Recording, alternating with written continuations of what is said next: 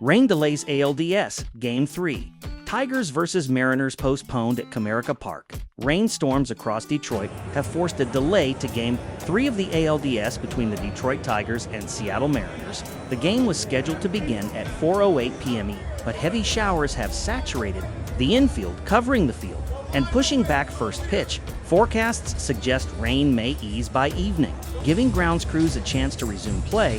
Updates will be provided once officials confirm a new start time.